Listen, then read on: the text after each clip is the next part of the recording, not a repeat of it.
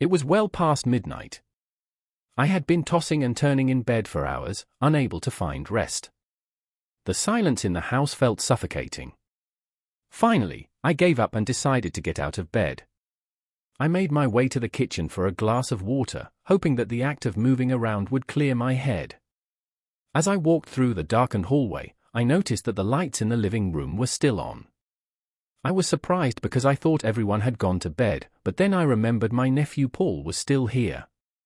The day had been long and emotionally draining. Paul was staying with me after his life had been torn apart.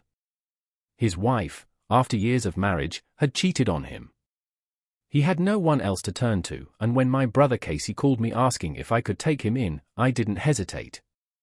"Jessica, please, he needs a place where he can heal," Casey had said. I understood. I could hear the desperation in my brother's voice. Paul had always been a quiet, reserved person, but this situation had shattered him. The heartbreak was too much to bear, and he had retreated inside himself, barely holding on. I knew that pain, how the world can feel like it's closing in on you, and how hard it is to heal from such a deep wound. I had lost my husband, Jacob, 7 years ago to a sudden heart attack. The grief was so overwhelming that it felt like my entire world had come crashing down in an instant. Since Jacob's passing, my life had been hollow, each day blending into the next. The house that once echoed with laughter and love now felt far too empty. It was just me, alone with nothing but memories that I had to carry with me. Paul and I had something in common, though we both understood loneliness. We both understood loss. But I never anticipated how those shared experiences might make things complicated. That night, I walked into the living room hoping to find some solace in the quiet, but when I entered, I found Paul sitting on the couch, his gaze fixed on the TV. A romantic movie was playing, and he seemed to be lost in it. He looked up when I entered, his expression startled, as if he had been caught doing something he shouldn't. "Did I wake you?" he asked, his voice soft, almost apologetic, as though he had been doing something wrong. "No," I replied quietly, "I just couldn't sleep." "Come sit with me," he said, gesturing to the empty space beside him on the couch. His voice was warm, almost inviting. I hesitated for a moment. I wasn't sure if it was the right thing to do, if it was appropriate. But the loneliness that had settled in my chest made the decision for me. I was craving some sort of connection, even if it was only through shared silence. So, I sat down beside him. The movie played on, but I couldn't focus. The romantic scenes on the screen seemed to mirror my own feelings, ones I had buried for so long. The more I watched, the more disconnected I felt from reality. My mind wandered, and before I knew it, I felt an uncomfortable tension between us. At one point, my arm brushed against Paul's. It was a brief touch, but it startled me. I quickly pulled my arm back, mumbling an apology, but Paul didn't seem bothered.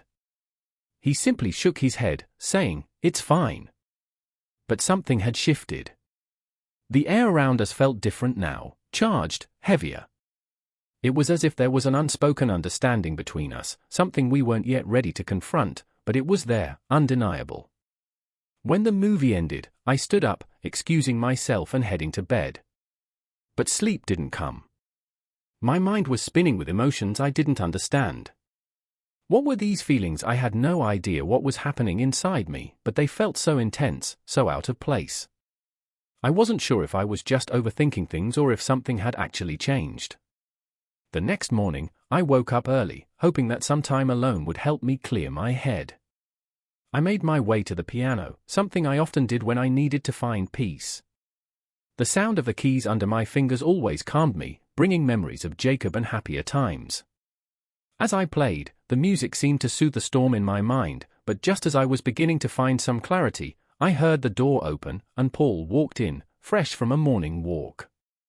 He stood there quietly, listening to the music, his eyes soft with appreciation.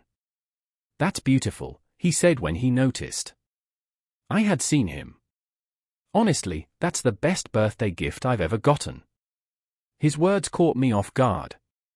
"Birthday?" I asked, surprised. "Yes," he said, his smile brightening his face.